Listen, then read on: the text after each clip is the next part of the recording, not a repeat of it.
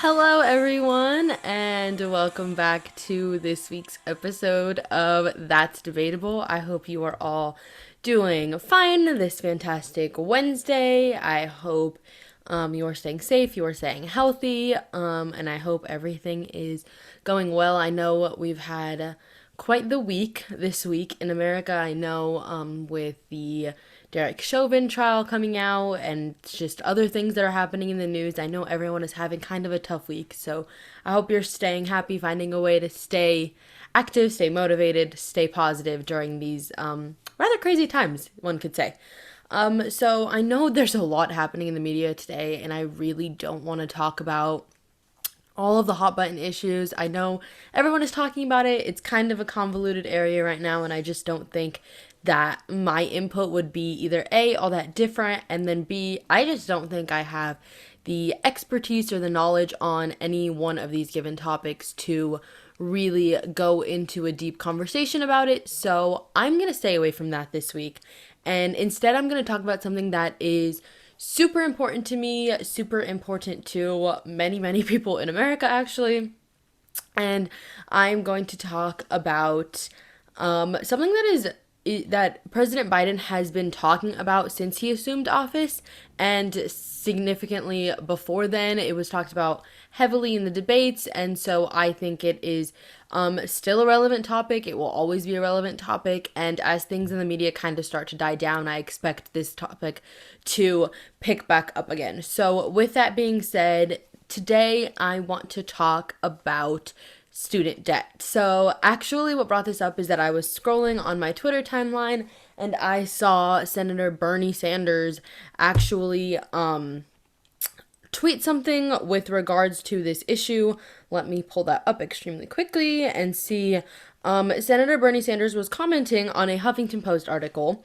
The Huffington Post article was about Senator and Representative Pramila Jayapal are introducing legislation modeled after President Biden's campaign proposals, including taxing Wall Street to pay for free college for students in America.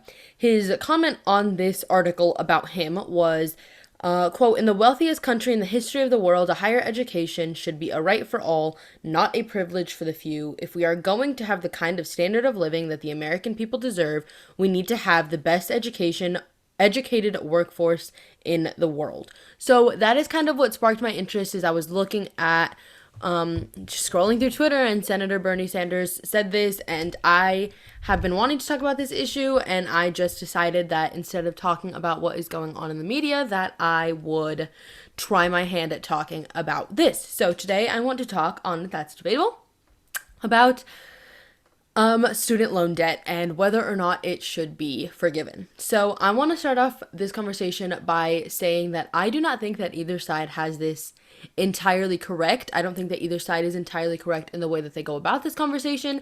I don't think either side is entirely correct about the solutions to this conversation. I just want to present both sides of the issue and then throw my 2 cents in at the end with, of course, a Bible verse that I think will help all of us. So ultimately, to begin, I want to start off by saying college is expensive. As a junior in college right now, I know how expensive college is. I know how expensive books are. I know how expensive plenty of things are related to college. Housing, food, dining, all the things that you have to buy for a dorm room or an apartment, all of the textbooks you have to buy for class, all of you essentially need a laptop now to complete college. So there's a lot of expenses that go into college that are not actual tuition itself.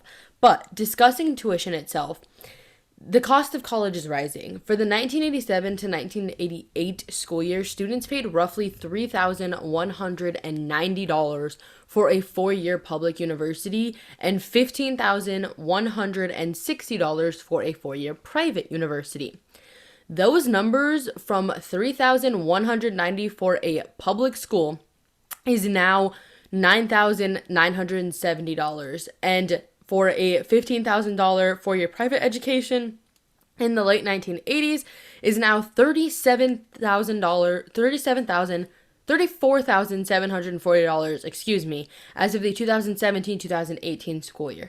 So on average, over the last 20 years, tuition has increased 144% at private schools, 165% for public out-of-state tuition, and 212% for in-state public tuition. These numbers are completely outpacing inflation, which has been measured by the CPI at 50%. So inflation is not matching the cost of college at all, as would be expected for something like college. We should expect that as inflation rises, the cost of college rises incrementally, not by such drastic amounts. But where we see inflation only at 50%, we see college rising at extraordinary numbers and extraordinary intervals, and for what reason. So that's kind of where we are right now. I don't think that anyone disagrees that college is expensive. I don't think anyone disagrees that it's something that needs to be talked about and dealt with.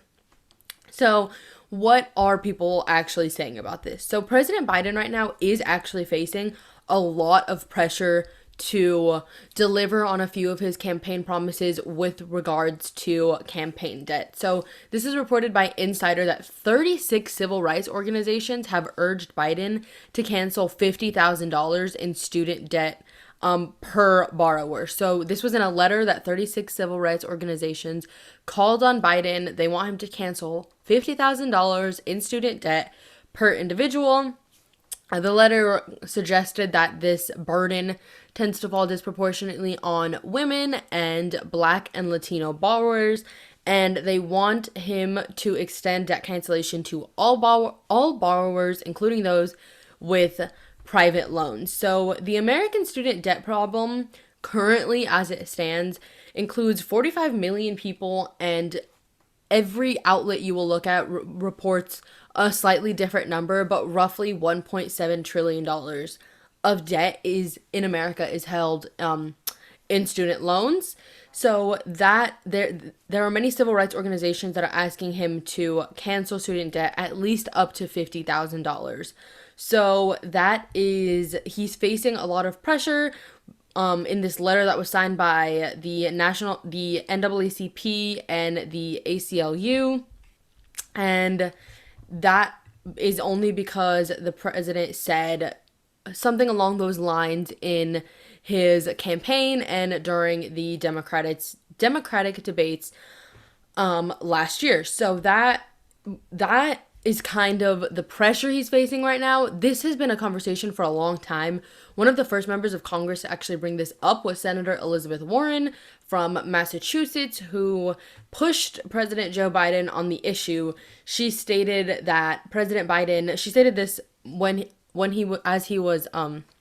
during the time period that he was president-elect. Senator Kamala Harris said that President Biden will have the, quote, ability to administratively cancel billions of dollars in student loan debt using the authority that Congress has already given to the Secretary of Education. Many Democrats on this side of the aisle, including Representatives Ayanna Pressley, Senator Kirsten Gillibrand, Senator Tim Kaine, and even President Biden himself, have supported or proposed measures that would cancel some or all student loan debt in some regard. So currently, but right before President Biden became president, there was this kind of weird conversation that went on between a president-elect at the time, Joe Biden, and the Senate Minority Leader Chuck Schumer, who went back and forth regarding whose purview it was to cancel student loan debt. So while President Biden actually called on Congress to act, the senator responded that he wanted executive orders to take care of this issue. So there is a little bit of back and forth with regards to whose issue it actually is to tackle. The president has expressed support for small relief. So that is one thing that he has kind of people pushing for behind him because he said it before. So that is kind of where it stands. While it sounds like a no-brainer that this debt should just be forgiven because we want to encourage students to go to college and we want people to be forgiven for their loans, as college is extremely unaffordable and necessary to a well-off lifestyle, the problem is a little bit larger than just erasing the debt. So there are a lot of ideas on both sides of the issue, you could say. There are a lot of complicated thoughts, and I just want to briefly go over kind of what both sides of the aisle actually believe with regards to the issue. So the left is the party that the Democratic Party tends to be the party that's in favor of all of these movements, I guess you could say. As I previously mentioned, there is a lot of conversation, both on the left and the right, about who has the power to do this.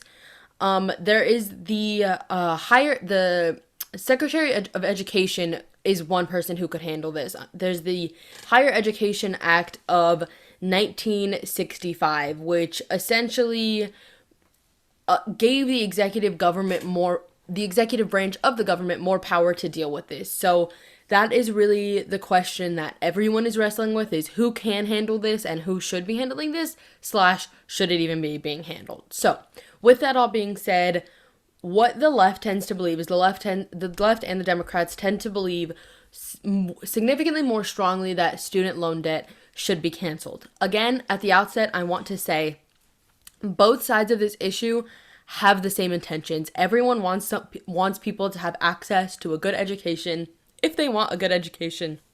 Everyone wants people to be able to afford education. Everyone wants the cost of college to come down right, left, and center. So that's how I want to preface this. But the left believes that the way to do this is going to be by canceling some, all, or portions of student loan debt. So the left's idea is essentially we should be forgiving people student loans. They believe that college should be affordable to everyone. If people want to go to college to make a better lifestyle for themselves, it shouldn't come with this insane price tag. You shouldn't have to be excited to go to college only to graduate and not be able to do the job of your dreams, because it turns out that you have hundreds of thousands of dollars in student loan debt. It just doesn't make sense.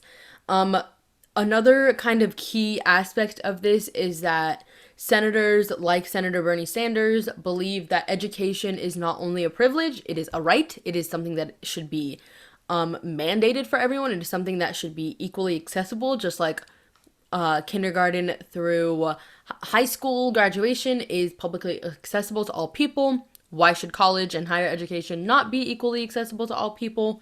So that's kind of the thought process that goes behind wanting to make college affordable for everyone.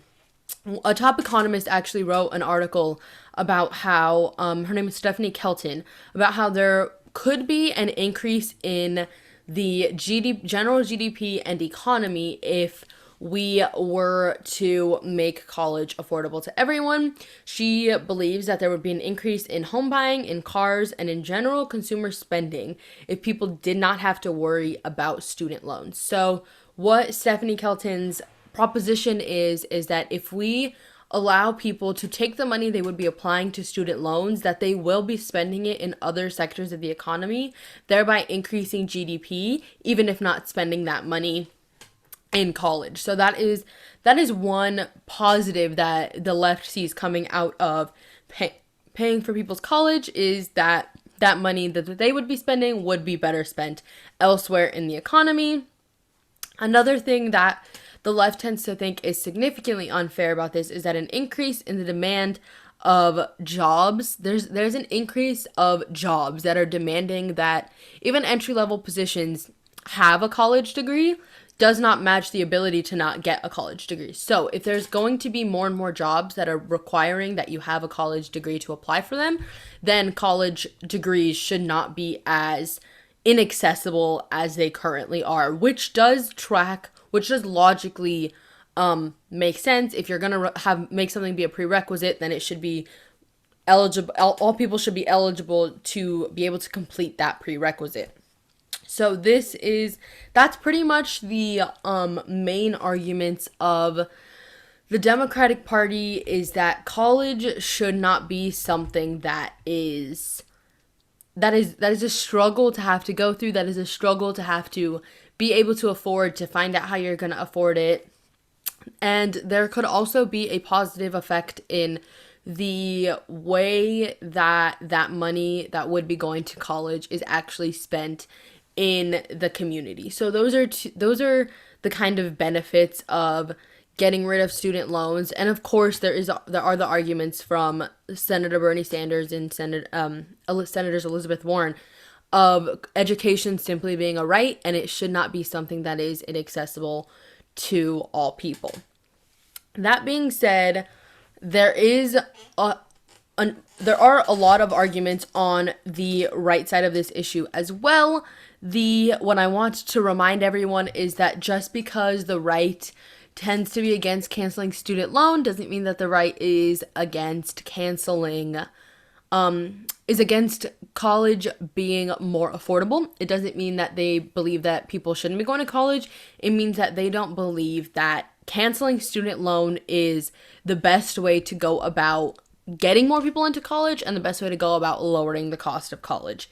So the right's argument is kind of rooted in not wanting not wanting every single person to go to college, and understanding that it is impossible to force the cost of college down by artificially subsidizing it. So, basic economics tells us that when supply is low and demand is high, prices increase. Similarly, when supply is high and demand is low, prices decrease. For example, if there are 5 Cokes on a shelf at $3 a piece and 10 people want a Coke, the price will increase until supply equals demand and the market has reached a sort of equilibrium. This is basic thought process. If more people want something and there's less of it, the price of it will go up until fewer and fewer people want it or fewer and fewer people can afford it. And then when no one can afford the product, then the product supply is insanely high and the demand is at zero. They will have to bring the cost down so that people actually start to want the product and people actually start to desire the product again and they can afford the product again. So that's kind of just like your basic economics 101, supply and demand chart. When supply is low, demand is high, prices go up. And so that is the problem that is being had in higher education right now. The reason that higher education is so expensive, according to the right's logic, is purely because of government intervention. If we have a set supply of college and the demand for college is at a level that matches that supply, the cost of college will be met. The cost of college will be understandable, it will be reasonable, it will be something that most people can afford. The problem is that the demand for college is not meeting supply. The demand for college is significantly exceeding supply. The reason for this is because we are convincing people that you have to go to college right after high school. We're convincing people that even if you can't afford it, you should be taking out loans, you should be asking the government for help, and the government will help you, and you will be able to go to college. This is causing people that wouldn't normally go to college to be convinced that they can go to college, and therefore is creating an artificial demand for the limited supply that exists. So, as I just said, if our supply remains the same, and the government continues to tell people they can afford college when in fact they can't, the government is creating higher and higher demand, but the supply is staying the same. Because the supply is staying the same and the demand is only increasing, that supply is becoming worth more and more and more because the more people that want something that can't get their hands on it, they're just going to continue to increase the price until no one can pay for it. So, college prices continue to skyrocket as the government continues to create this artificial demand that doesn't actually exist for college, and so prices continue to skyrocket. This is why the right believes that paying the student debt off, telling everyone that they can go to college, would only skyrocket demand as the supply only continues to stay the same, making the cost of college only exponentially higher. The right does not believe that that is the way to solve the crisis that is being had right now in higher education.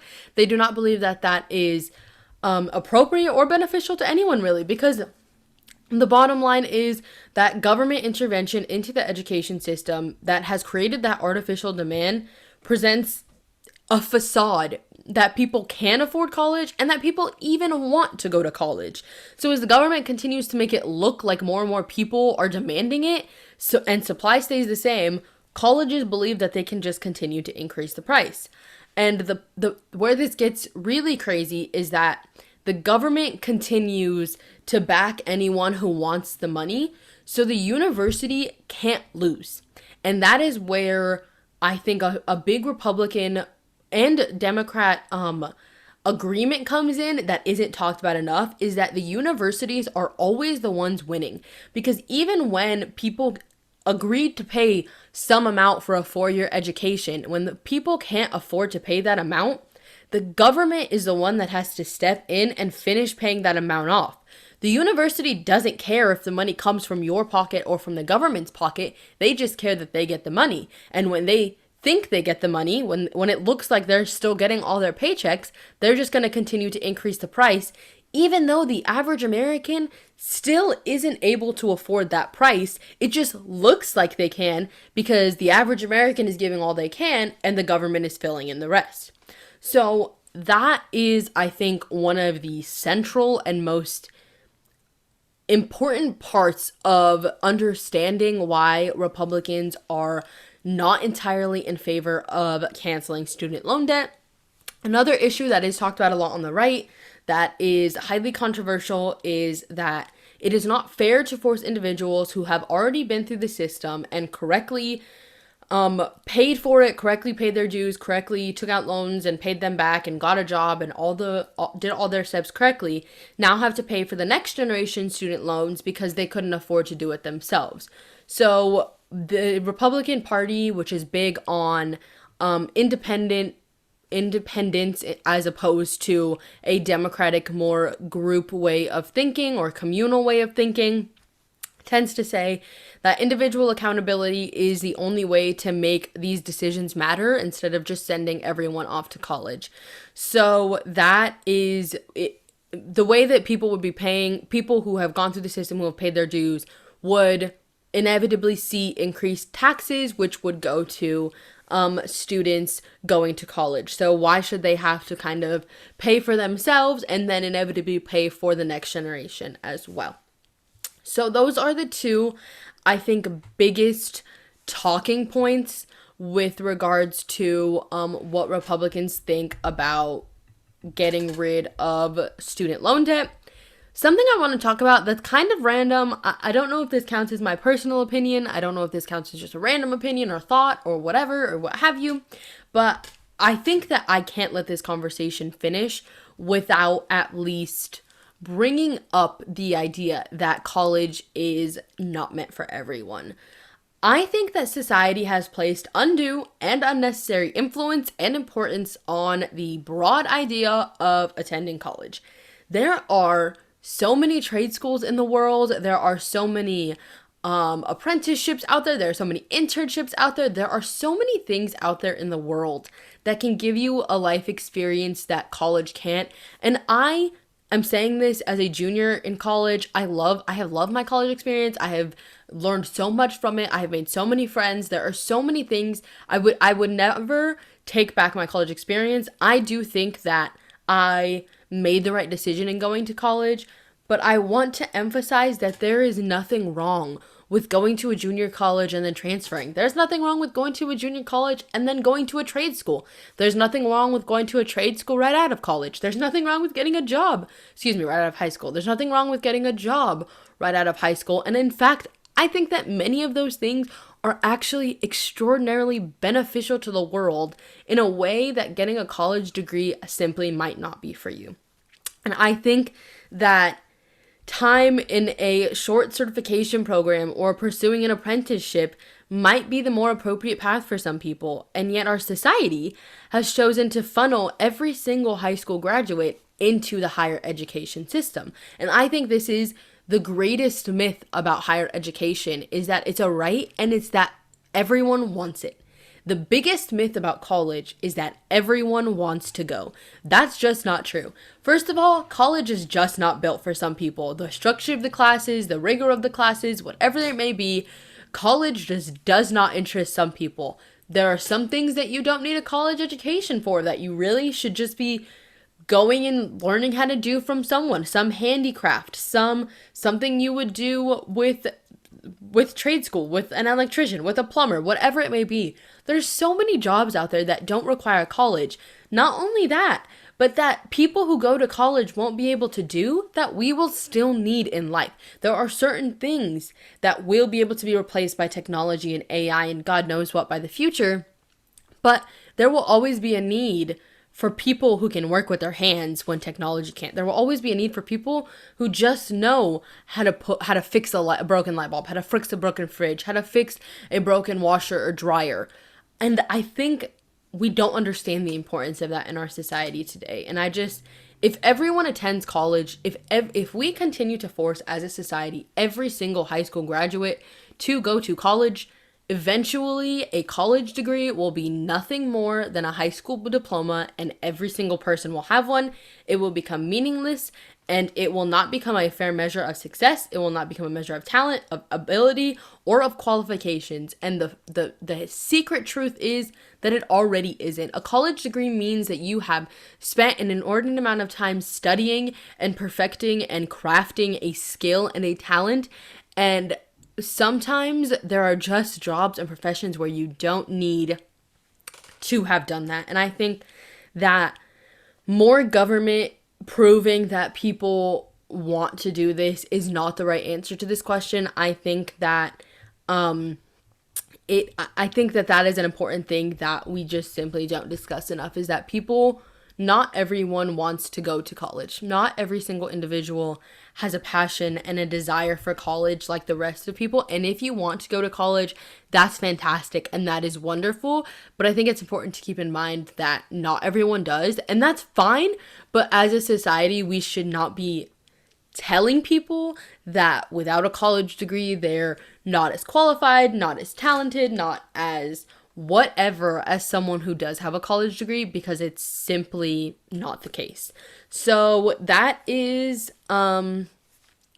what I have to say when it comes to student debt in America. The conversation is very, very long. It is very, very ongoing. It has been happening in America for a very long time, and I doubt that it will be over anytime soon. But I do hope that as a society, we can kind of start to have a more honest conversation surrounding it, and it's not just a conversation about the left wanting everyone to go to college or about the right not caring about anyone's education, and it's an honest conversation about how do we as a society lower the cost of college and ensure that only the people that want to go and need to go are actually going, as opposed to just sending everyone to college. So I think that is the conversation that needs to be had. Obviously, that's debatable, and it is a debatable topic. Can't really argue that it's not. So that is what I have to say about those two sides of the issue. And I again struggled a little bit this week to find something from the Bible that would speak to this issue, and I think I did a relatively decent job. I wanted to talk about the issue in a slightly more broad sense, if you will. So I'm just going to read two passages on wealth from the Bible, and I'm going to try to tie that in to, honestly, something that I've been thinking about this week, something I've been talking about in my classes, and I think it inevitably relates to what we talked about with regards to college. So in Luke chapter 18, Jesus is talking to a rich man, and the man says to Jesus, all these things, this is verse 21 of chapter 18, Luke chapter 18, verse 21. And he said, all these things I have kept from my youth. And so when Jesus heard these things, he said to him, you still lack one thing. Sell all that you have and distribute to the poor, and you will have treasure in heaven, and come, follow me. But when he heard this, he became very sorrowful, for he was very rich.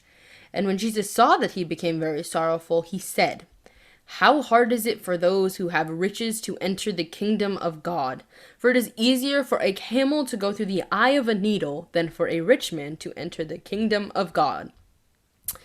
So that is the first passage I want to read from Luke chapter 18. Jesus talking to a rich man, saying that it is easier for a camel to go through the eye of a needle The second passage I wanted to read actually comes from 1 Timothy chapter 6. It begins at verse 7. And it reads, "For we brought nothing into this world, and it is certain we can carry nothing out. And having food and clothing, with these we shall be content. But those who desire to be rich fall into temptation and a snare, and into many foolish and harmful lusts which drown men in destruction and perdition.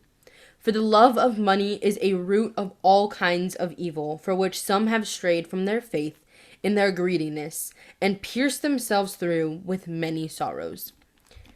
I wanted to read these two verses that both deal with wealth and riches because I think it ties into the conversation of college in the sense that the prizes that we receive in this world are only so fulfilling.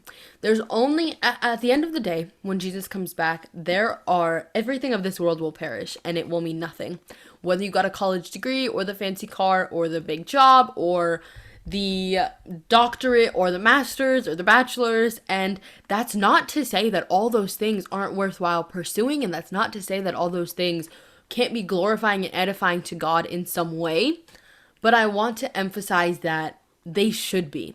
And if going to college is not going to edify God, and if going to college isn't going to help you further your career so that you can edify God or give glory to Him, then maybe college isn't for you. And seeking a degree for the glory, seeking a degree to put your name on something, seeking a degree to get a better job, these things of this world are just so fleeting, and in the time we live in, we are all becoming more aware of this as the days go on. And I really want to emphasize that I think there is, in the Bible, we see time and time again people caring about the things of the world more than they care, and things of the flesh more than they care about the fruits of the Spirit. And I think that we in society today are facing a lot of the same issues by declaring everything a right, by demanding that everything is something that we are entitled to, that someone else may give us, or someone else must give us, in fact.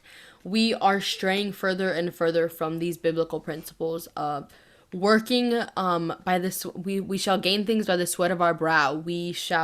Everything that you do, you should work for it, and you should figure out how to do it for yourself, and more importantly, how to do it for the glory of God. And so I think that however you want to read into that, into the higher education system and into what we should be doing with forgiving student loan debt, I want to just really emphasize that everything that we do should be for the glory of God, and everything that you do should be by the sweat of your own brow. So I think remembering that it is harder for the rich man to get into the heaven than the poor man, and than it is for a camel to go through the eye of a needle, should remind us that no matter the degree, no matter the master's, the doctorate, whatever you do on earth, the jewels placed on your crown in heaven will be all that you can take with you. And as 1 Timothy says, there's nothing that we are going to take up to heaven with us from this world. And so we should just remember that when having this conversation, keeping in mind that the things of this world are only so important to us, and that the things of this world should only serve to help us to glorify God as best as we possibly can. So that is all I have for you guys on this episode. Thank you for watching. I'm having so much fun doing these podcasts, so I hope you are having fun listening to them. Keep your prayers big, keep your worries small, and thank you for joining me on this week's episode of That's Debatable.